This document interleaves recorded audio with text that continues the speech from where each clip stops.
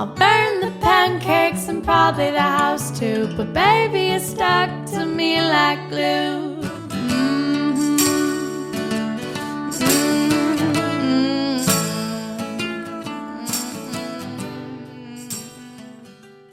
I'm curious if this voice memo can be turned into a podcast based off of reflections of my own thoughts. Look at Marcus Aurelius, that had no intention of publishing a book, but his own thoughts and his own beliefs he wrote in a diary and a journal, which someone then took away after he died and published and made into a book. Wow. Or the Diary of Anne Frank. I think part of the reason why I was getting stuck on what the podcast needed to look like and the outline and blah, blah, blah, was that once I saw the structure that everybody was doing, I was like, ooh, reminds me of school. You must fit in this box. This outline must be in this box. This is the format. This is how you conclude. This is how you tell a story. This is how you wrap it up. Why? Why? Because that is what a podcast is it? I never had this conversation with my therapist, and I think it's because I've been coming up with my own conclusion. I like to play devil's advocate a lot. I like to counter things. I like to debate things.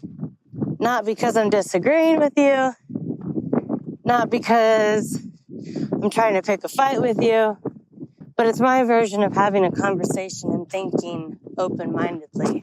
And all the podcasts I've listened to and self-development books, it makes me wonder, did they get anywhere because they listened to advice or feedback? They followed the rules? Or did they make you create the rules? Did they forge their own path? You can then argue if it was right or wrong, or maybe neutral. I'm on a hike right now. It's called Mount Markman. Very underrated. Somehow, I went back and forth twice, and I was like, okay, there was some point where I was supposed to make a left and go up a mountain. Look at the map. Where is that mountain? It's like at platform 9 3/4, and I went through the mountain, so okay, it's fine. I'm just going back to my car. You know, I saw this thing on All Trails, and it said, be careful of some parts of the federally funded protected lands, because now they are not federally funded protected lands, and private entities are taking over, and you as a hiker or pedestrian might see something that is contrarian or looks weird or off. Yes, they are allowed to do it. Just be mindful, keep walking. I sent a screenshot of that and sent it to my family. And then the funnier part was I parked right in front of a sign that essentially said, these are federally protected lands, public lands. That is basically sole purpose was to, can I even actually read what it says? Let's see. While doing a voice recording, we're going to find out. Public use of national forest lands prohibited for safety and natural recovery of burned areas. Okay, sure. Unless you are a billionaire or a millionaire or a trillionaire or have a paycheck that will clear, then you can do whatever you want. And then I thought to myself, you are the kind of person, the merit and integrity of your character is the kind of person that got very upset when I was on this trail. One, I used to come here and vent, talk therapy for myself. I used to pray. I used to wish. I used to talk out loud to the universe. Try to come up with game plans for when I go back down the mountain. Try to make my problems feel small up here. Last few hikes, I have not been thinking about my problems or thinking about what I wanted to work on. And I just hike, I just be, I just enjoy. And it's been kind of beautiful to see that natural transition in myself. But this time I was kind of upset. And it wasn't like a, yes, I needed this. I gotta burn this energy. I'm okay. It became more of Mother Nature. I'm concerned. I'm concerned that in my generation alone, we had federally funded protected lands or entities, private business entities that donated money. As a kid, I used to say, I don't understand. Eventually that money runs out. So how forever are these lands protected and free to use? I mean, yes, technically they're free to use, but you have to pay to park. But now that private companies have taken over these lands and are doing whatever God knows they want, trafficking, raping, murder, coding, all the things. Epstein Island parties. I mean, seriously, it's in the middle of nowhere where there's no reception. Your mind can go wild thinking of the possibilities, all the possibilities.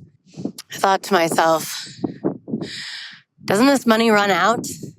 I have this SoCal Adventure Pass where I can pay $30 a year and go to all these different parts of the land and park and roam around for free. Don't start fires, don't camp overnight, blah, blah, blah. But I'm able to hike and enjoy the peace of nature away from the world. Enjoy just being and living and appreciating the beauty and art that nature has to give us. We are seeing companies take over, and now you have to pay an additional $5 or X amount to go join their lands and be on their property, which 2 years ago, 5 years ago, a year ago, you used to step on for free. And now somebody is there telling you, you owe them money. It's just kind of wild to me. It's just wild. It's more than wild. It's upsetting. It's concerning. And I thought to myself, I'm the kind of person that as a young babe wanted to be wealthy, not rich, but wealthy.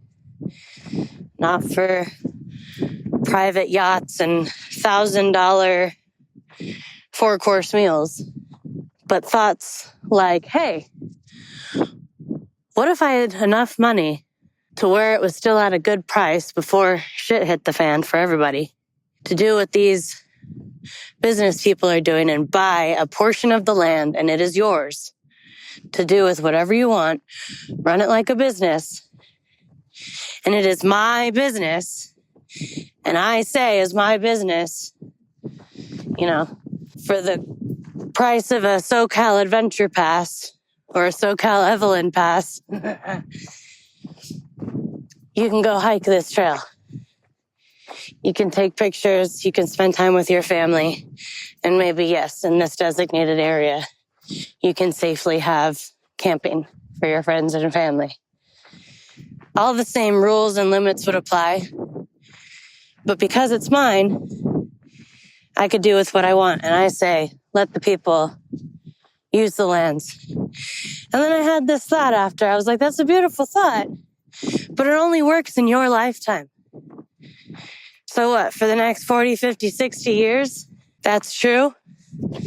Then you're either going to force your non-existent kids to care, or you're going to try to build a legacy where people will want to keep that going. But that's what's so interesting and fragile about life. Look at someone like Elon Musk, who desperately, desperately in his lifetime wants to go to Mars. And how fragile life is, that he may or may not make it in his lifetime. But as an older man, how many times are you going to be able to go to Mars?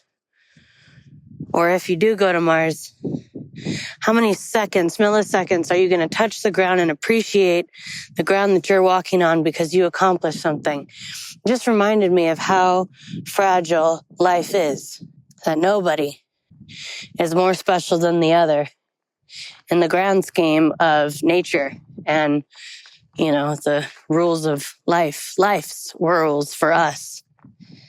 Whether it's natural selection or whether it's a belief system that you have. It's just funny to me. There are no rules to this thing. I think I'm going to say that for the rest of my life. You can cause whatever destruction you want. You could be a horrible person, knowing obviously there will be consequences, but you can do them. You can also say the same for living a good life, or try to have a neutral life, and then ask yourself, what is a good life, a bad life, or a neutral life? Compared to who? And I think something I've been meditating on lately is the question, what is crazy? What is delusional? That's crazy. That's delusional. So I ask, what is crazy and delusional? Is crazy or delusional being out of your mind, being sent to a state penitentiary, whether or not you were forced there or not?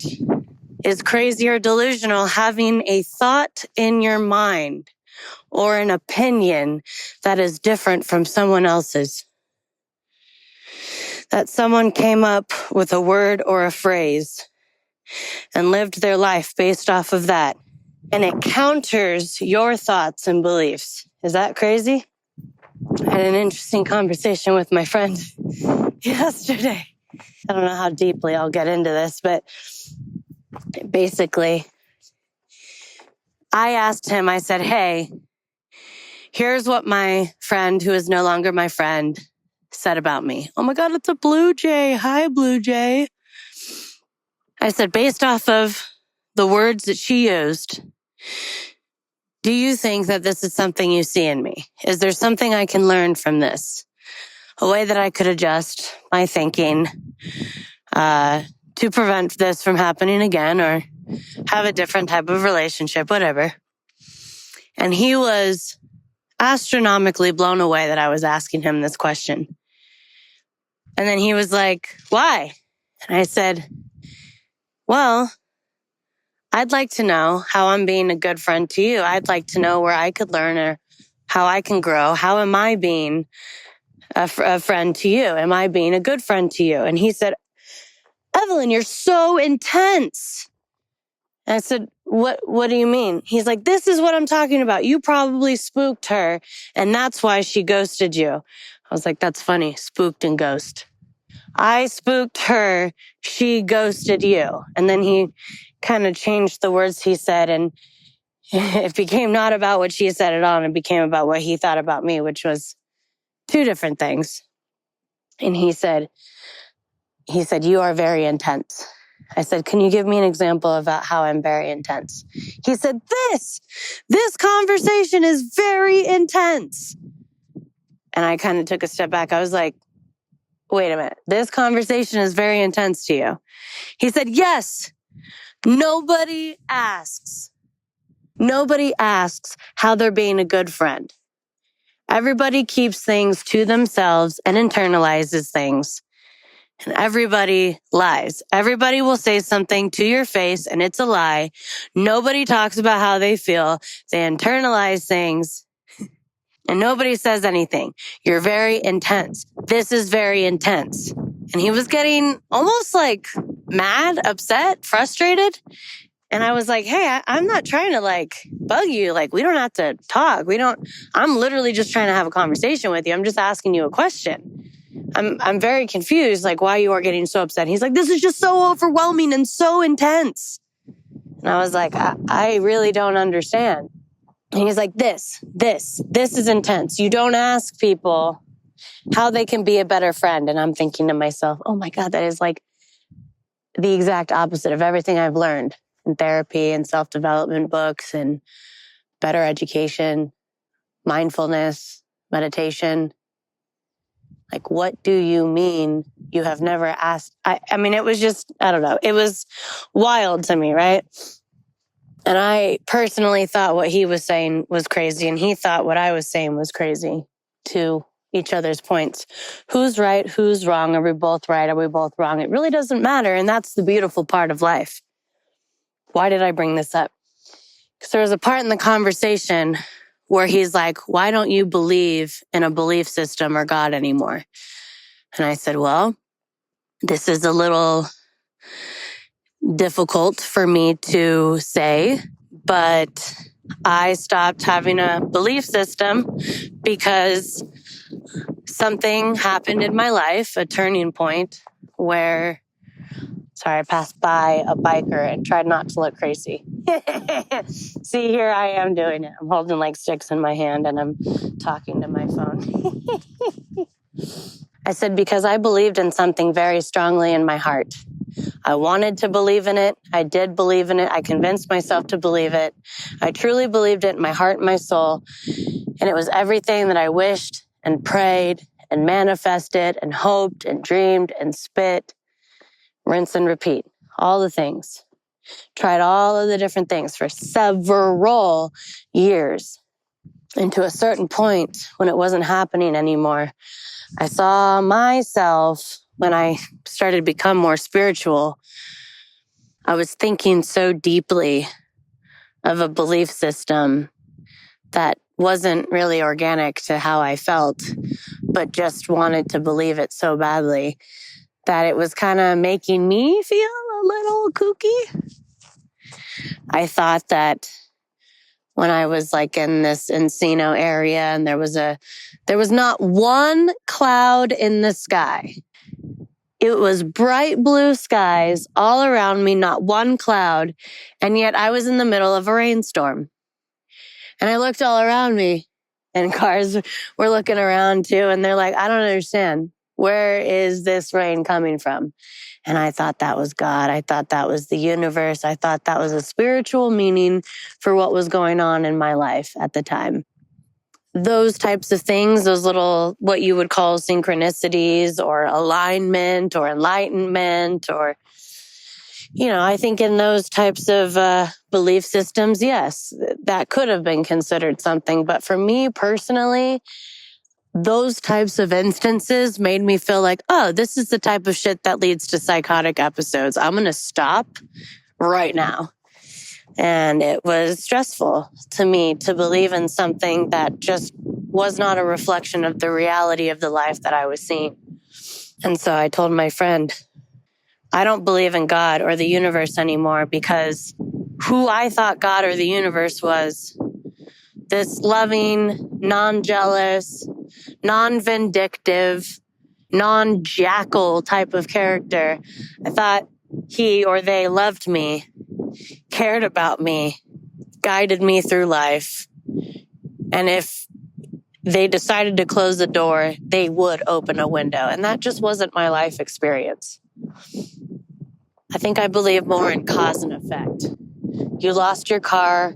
You went through a literal depression. It really upset you. Well, now you got a different kind of car.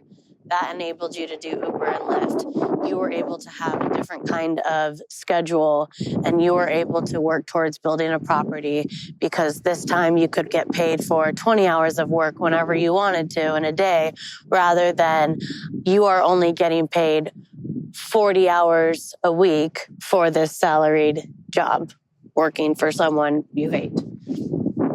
I call that cause and effect.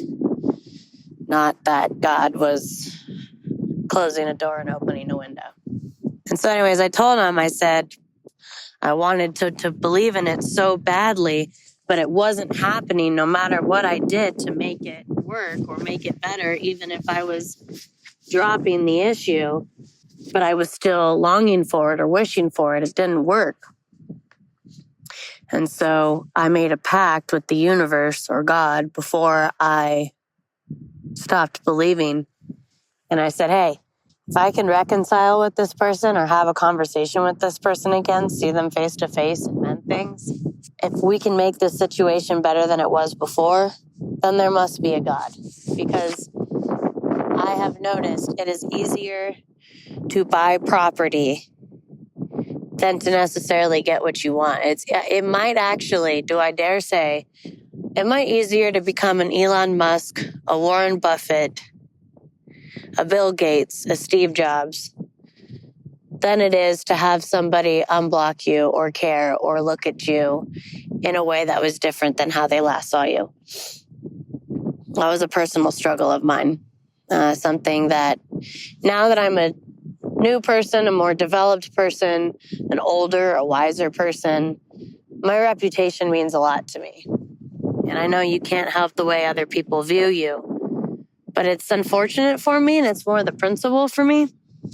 And it's funny because what kept me alive, because I needed to believe in it at the time, was, after I went through my divorce, I created this belief system for myself solely to keep alive, because I didn't have a reason to want to be alive anymore. Not because of the divorce, but because of all the various things that were happening during that time. There was a laundry list of things that happened outside of the divorce that made me go, well, this shit ain't worth it. And I had made a pact with the universe.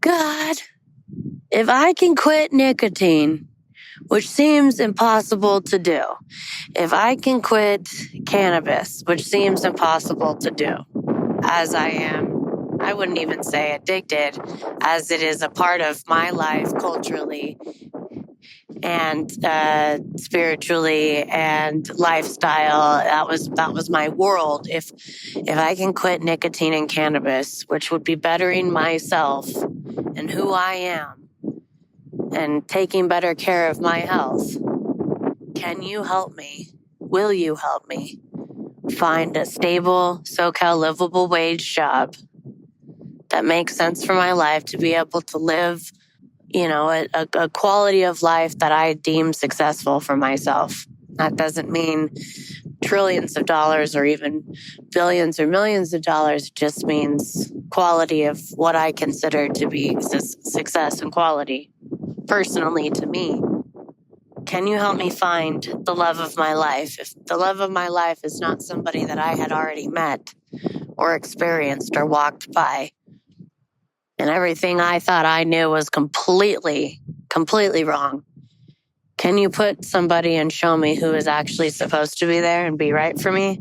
Can I have a love that I dream of, that I believe in more than anything than money, status, wealth, power? I believe in love and value love and appreciate love. If I can get off nicotine and cannabis, and I will keep down that pursuit. And at the time, it seemed like an impossible goal. That's why I prayed about it. That's why I created this belief system. Hey, I'll stay alive, and I'll try to make myself better. Grant me these 2 wishes. Not like a genie, but, guide me to find that. So, what am I trying to say?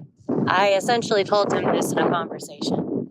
I told, also part of this conversation with this friend, basically, we were talking, and because he said, I only block people if they're harassing me.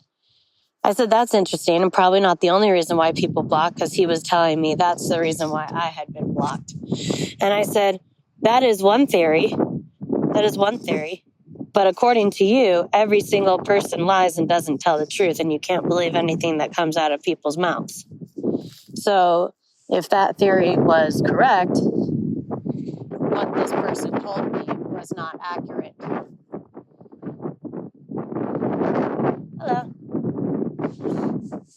I was very much raised by my mom growing up that you finish a fight or a disagreement the moment it's happening, that you are not allowed to storm away or walk away to recover your thoughts, that anything you were saying or thinking in that moment was the thing that you had to resolve. Similar concept of don't go to bed angry.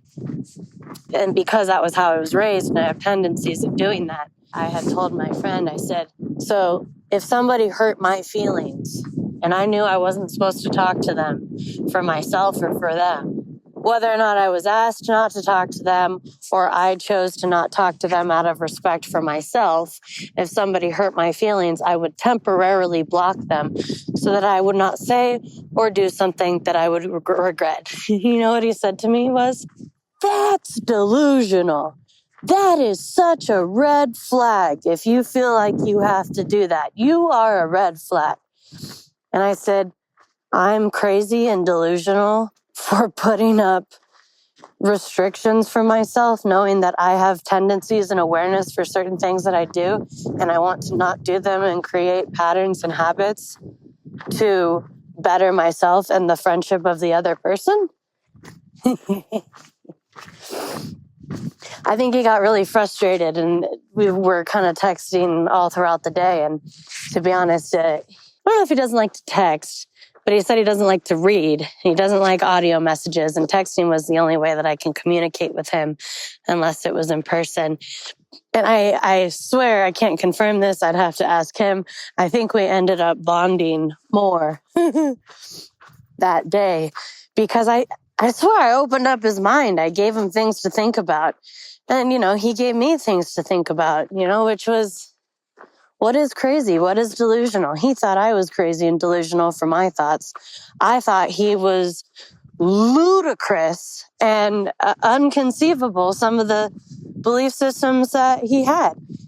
When he told me, I don't have a single friend who has ever told me, how can I be a better friend? And my first thought was, wow, that's pretty sad. That was pretty sad. I've just learned enough in self-development and like growth that is like a healthy, rational, normal thing to do. And then we can go ahead and argue what's normal. I couldn't get over it. I'm glad I slept on it. I was going to do an episode yesterday. Hold on, I got to stop and take a picture because this is beautiful. I don't know if this is an episode that can be edited, but I would like to keep the sounds of the wind. I'd want to keep the footsteps, just maybe kind of, do a noise reduction thing. Because the whole point of what I've been trying to say when I started this podcast was I want it to be as real and authentic to who I am. I don't want it to follow a certain status or protocol.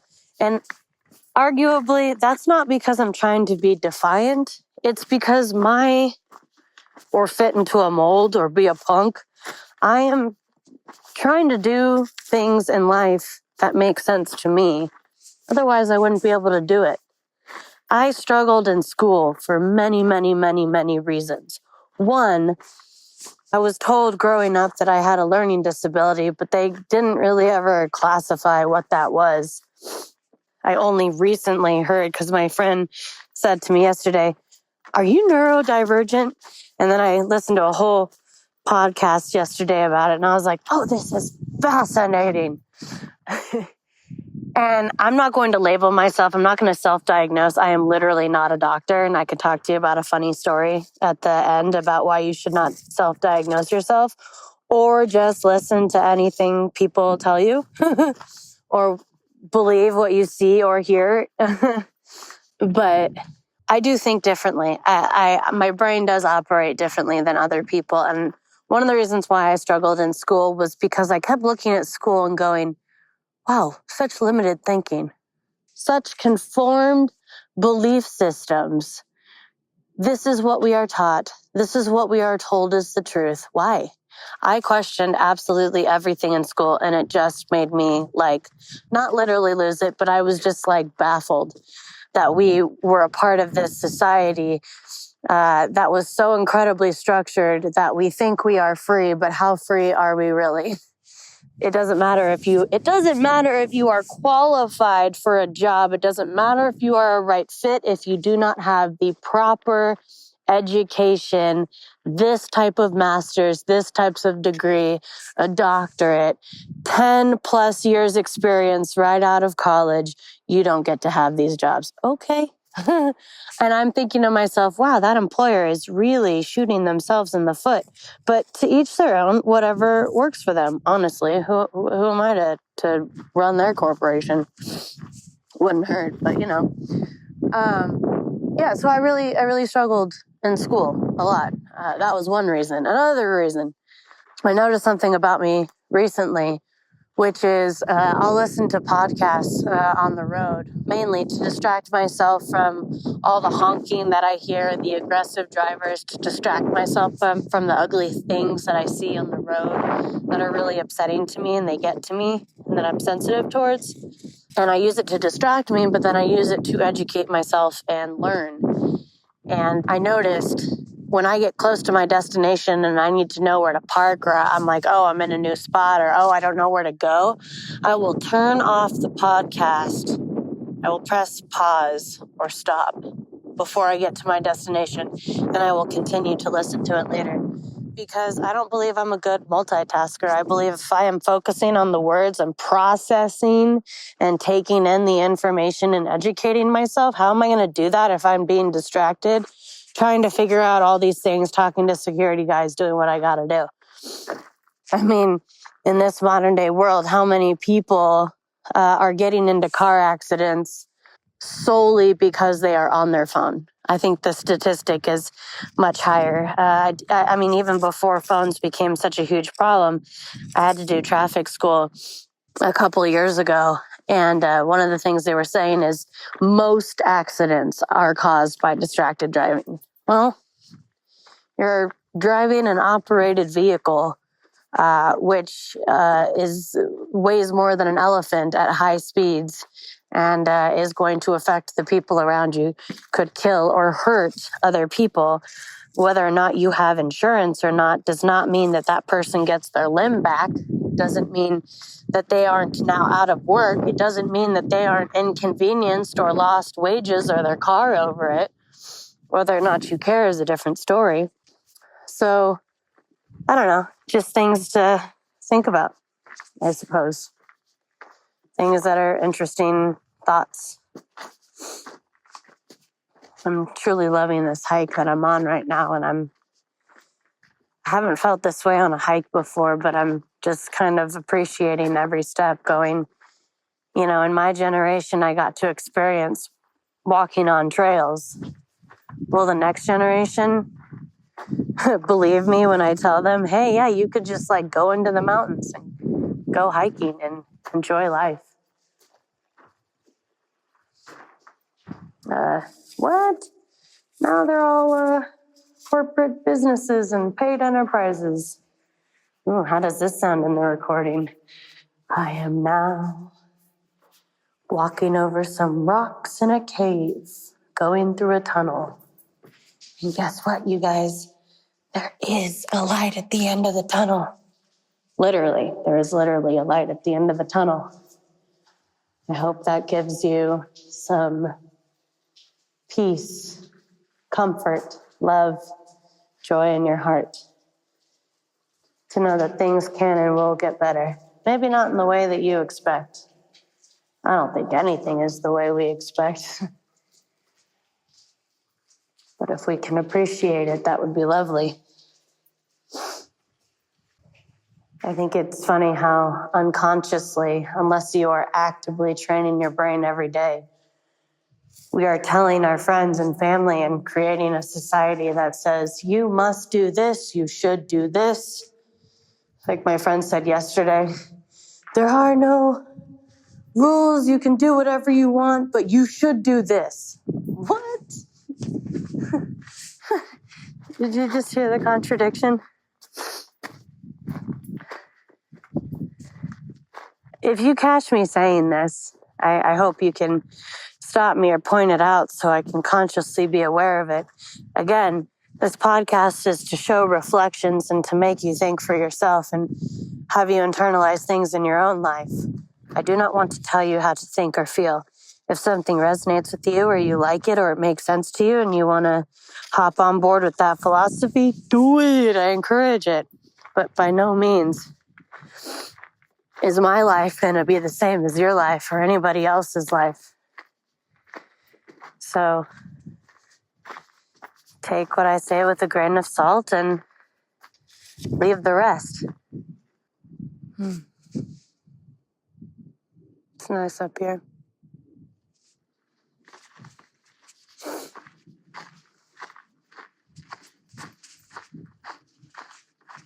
Hello. Happy trails.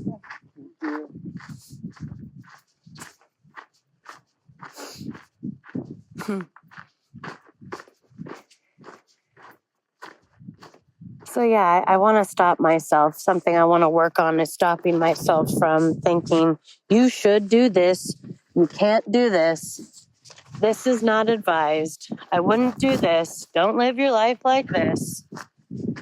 Fucking why? because society, because your boss, because your parents, because it's not nice.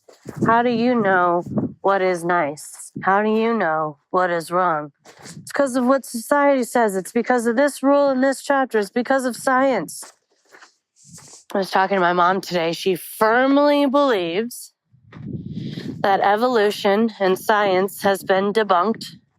We do not come from these single-celled organisms or whatever. She firmly believes that God created Adam and Eve, and that's how we started the world. The funny thing to me is that I don't believe either of those are true. I think to even conceive in my pea brain, my tiny little conscious pea brain, that an entity created two humans that populated the world to like 8 billion, or that this random little wormy sperm thing in the ground evolved over so many millions of years that we went from cavemen to monkeys, and those monkeys and cavemen turned into conscious human beings. I thought it was funny at this hospital that I work at a lot. There's this like fossil that's on display, and it says like predated, like research predated it 12 to 25 million years ago. Which one is it, you guys? Is it 12 or is it 25 million years? And 12 to 25 million years, that's a lot more than we can possibly conceive in our lifetime. So what do you think happened in between that 12 and 25 years? How could you even say it was 12 million years or 25 million years if you have that big of a gap in between? It's just so funny to me. And then some scientist or, Indiana Jones character is going to be like, because of science and history and museums. And hey, man, I'm not here to discredit any of that. I'm just saying, let's be open-minded that anything is actually rational or possible. Anything can be debunked. It's just, science is funny to me because it's like based off of like theories. And your theory is correct and right until another theory comes along and says, no, this one's better or makes more sense. And then, all of a sudden the earth is not flat anymore. So that's why it's all funny to me, This is the way my brain works. Am I arguing anything? Is an argument even an argument? Is speech and debate still a thing? Because we're debating something, that means I'm having a conversation with you that's very intense and overwhelming and causing you like literal distress. Ooh. I really feel bad. I as much as he was tripping out, I was tripping out. I was literally tripping out in the same way he was because I was flabbergasted and overwhelmed in my own mind how someone could be flabbergasted and overwhelmed by having a conversation with me. This is why you probably have problems with other people in your life who I don't know and have never said anything to me. Because based off of my own opinion, you are intense. And I was like, okay, well, to your point, what can I do to not be so intense so that you are okay and we can continue our friendship? No, Evelyn, I love you. It's not about that. I've known you for over a decade. This is how you are. I accept you for who you are. I'm just saying you're really intense. Oh, man.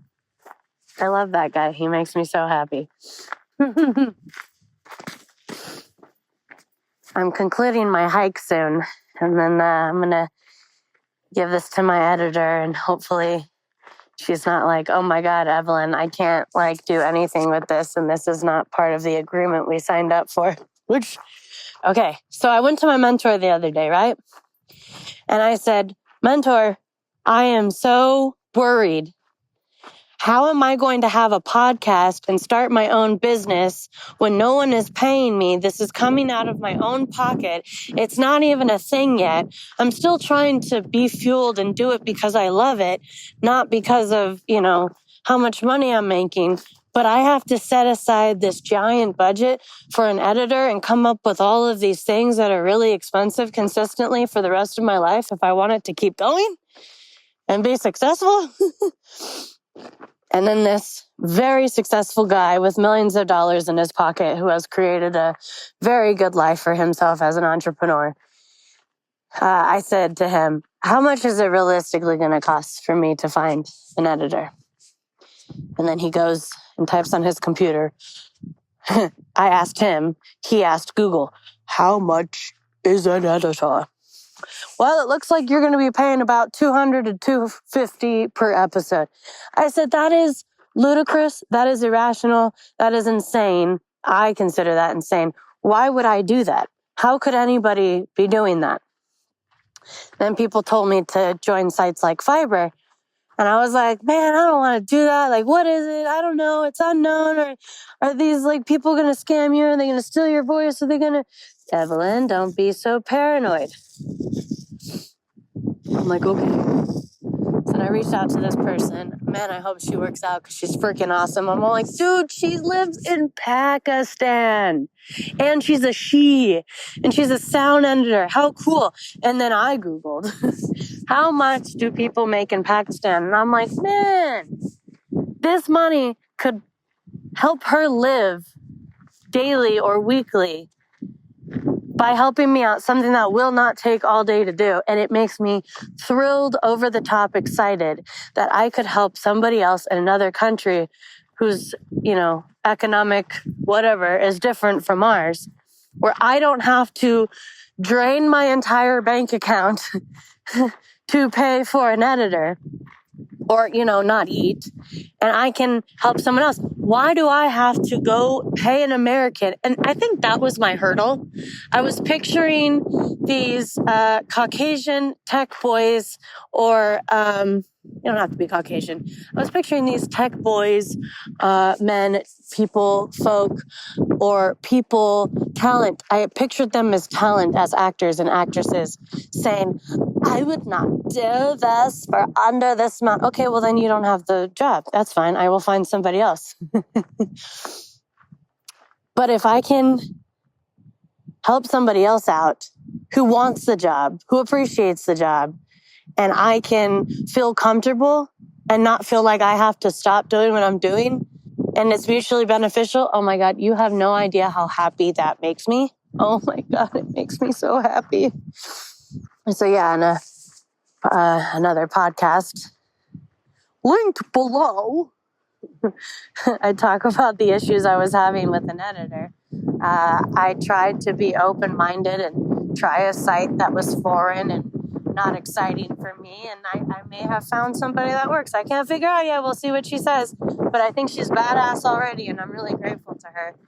I also just thought it was funny when my mentor, I asked him specifically a question, and he asked Google a question. And that's the world that we are living in these days. And it just absolutely makes me laugh and giggle.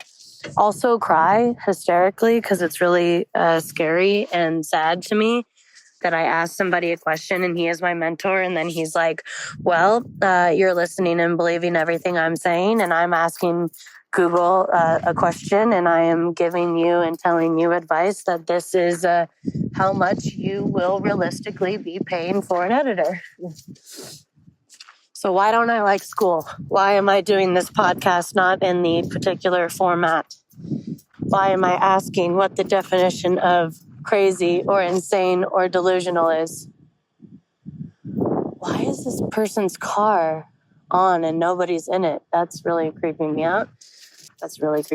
There's not, to my knowledge, I can't see anybody in this car next to me, but the car is running. Anyways, putting my stuff in my car, taking my little stickies home because I'm going to put them on a wall. Looks like antlers, which is very exciting.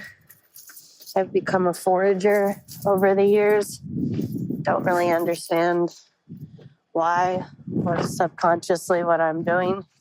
But that's why some people in certain practices are like, she's a witch, she's a scientist, she's an intellectual, she's a genius, she's an artist. Can't I just be a girl that's collecting sticks in the woods? Oh my God.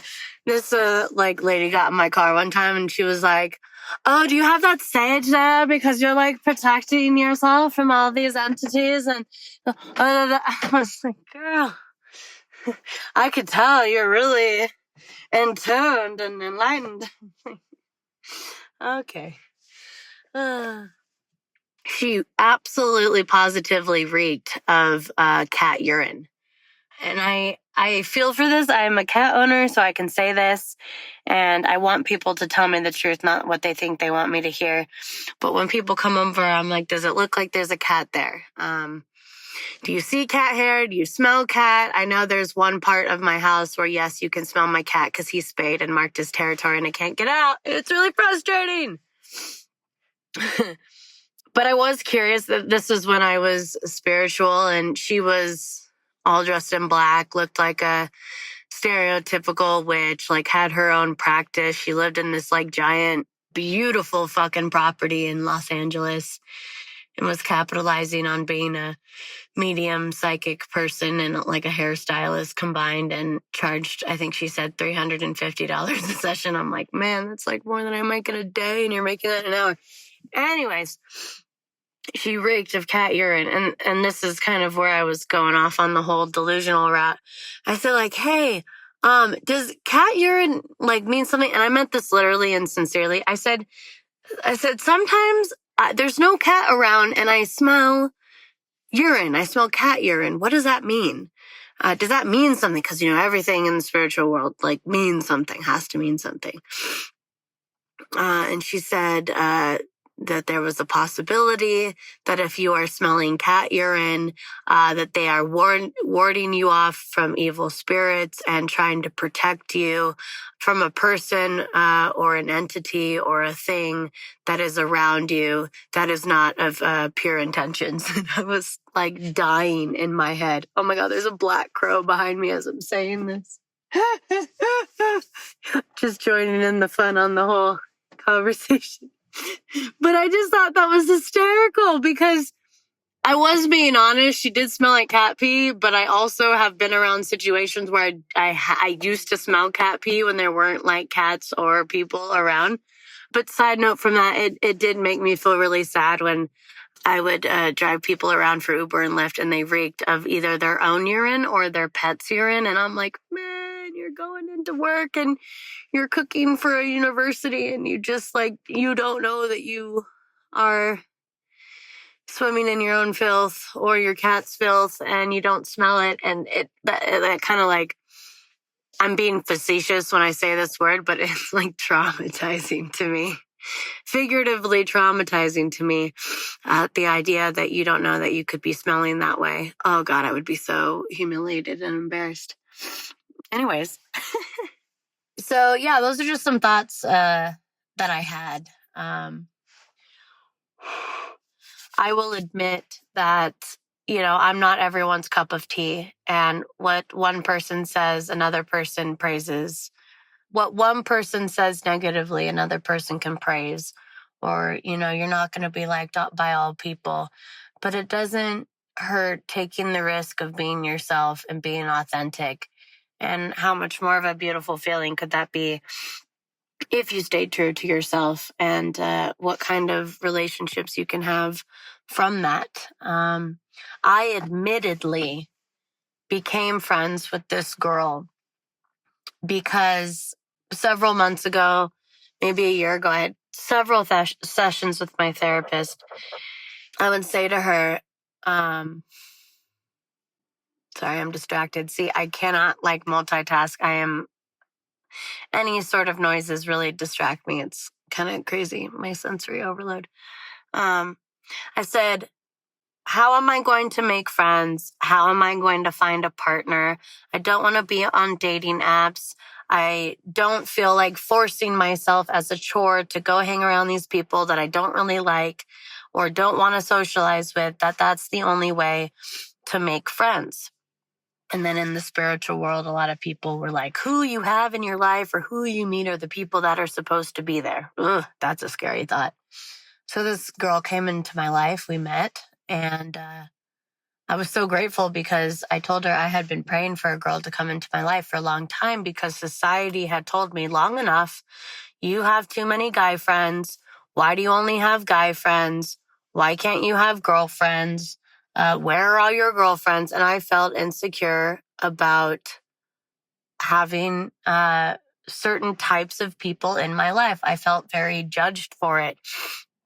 And I said, well, a lot of times I don't have girlfriends because it's either a jealousy thing, they're like vindictive or competitive or emotional or manipulative or downright bitches. I haven't met a lot of girls that I've been able to connect with. I'm not like the whole let's talk about periods and boys and paint our nails together. And it comes down to a person. I'm not looking at gender to define my friendships, but I felt that pressure. So when I met this girl, I said, wow, okay, she must be in my life for the reason of having a girlfriend. And then people can stop judging me for having a friend. So no matter how I thought or felt, I kept her in my life, even though there were things that were worrisome to me and things that were not clicking, especially our age difference was really an issue for me. It was very hard for me to see past it because there was a obvious life experience difference between us. And it was hard for me to filter certain things, say certain things, not say certain things. But really, it was more just like, hey, put on this facade when you go out and hang out with her and or her friends because you got girlfriends. And this is what going out is. Go out and be with your girlfriends and go do this thing. And we're being girls wearing dresses. And I come home and I would convince myself, wow, this was really fun. This was really nice. I'm glad I did this. And in a part I did, but I was also like not being genuine to like who I was. And I won't get into the things that we like said towards the end about each other, but ultimately I realized about friends in general, male or female or whatever. I need to be able to communicate with people. I need to be able to have conversations with people. I need to be able to enjoy a conversation and talk about enlightening things or beautiful things that have layers and depth to them. And I'm really not into surface level conversations or meaningless conversations or no conversations. No, my biggest peeve in life is when people don't communicate. When people don't communicate or when people ghost you or block you or never talk to you again or end things in a text message, or if you say, hey, maybe there's a misunderstanding or maybe something is not right for one or both of us, can we talk about it on the phone or in person?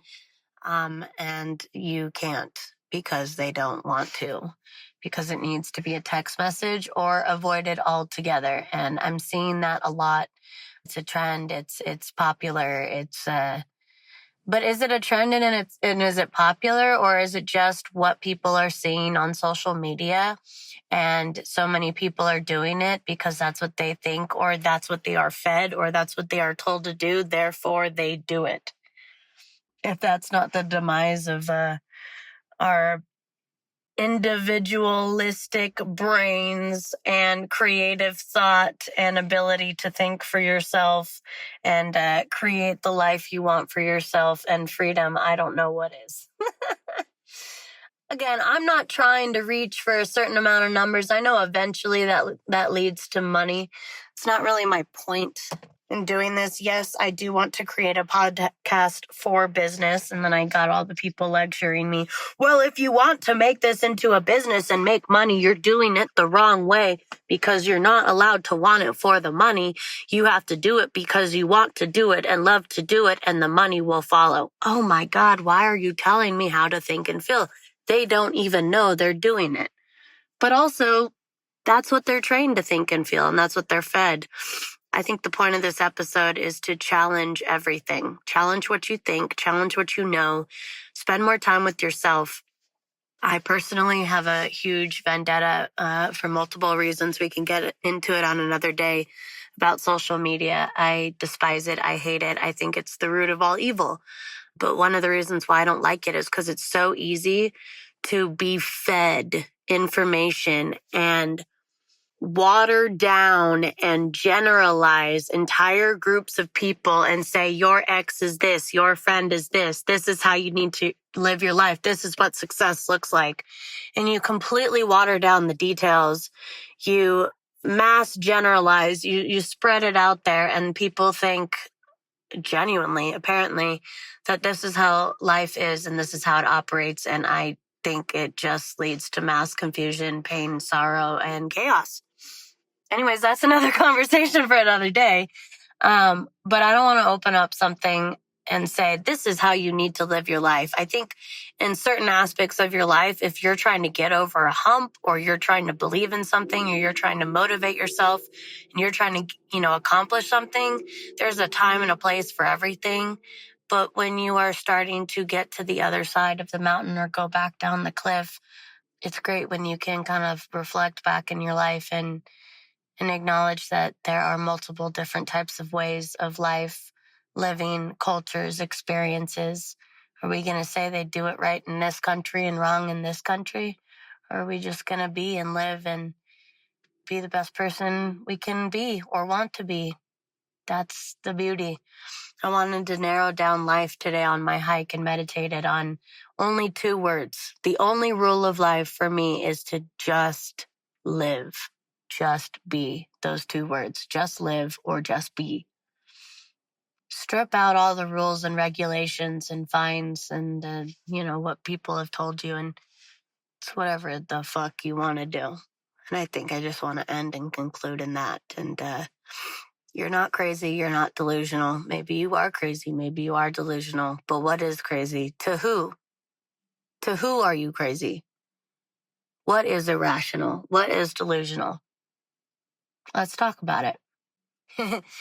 Let's talk about it. In the comments, what do you think crazy and delusional is? Now, let's look from this pile of comments of all these things that people are saying. Some might match up. Some might agree. There might be more than another. But the point is, we all have our individualistic thoughts and belief systems. And that is the beautiful part of this world. We are all stuck together, old people, young people, friends, families, lovers, enemies. We are all together on this planet trying to figure it out. It's a beautiful thing. I'm going to end here. Thank you so much for the time that you've given me. I hope this has given you something to think about. Go ahead and write in the comments, if you want to, what you think, how you feel, what you liked about this podcast, what stood out to you, what made sense, what didn't make sense. Just talk. Let's have a conversation. Thank you for being a part of this journey with me. Thank you for going on this hike with me, and I'll catch you next week. Mwah. Besos. All right, it's your turn. Let's do this. I know how to love, 'cause in my dreams I was taught by you.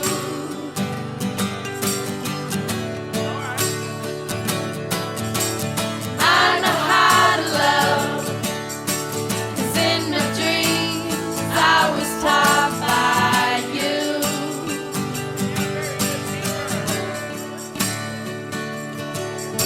Just spend a little time with me, and maybe you will see that I'm just a little more than sweet.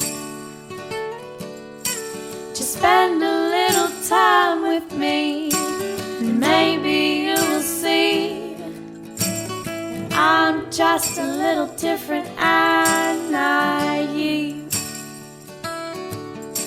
Just spend a little time with me, and maybe you will see just temporary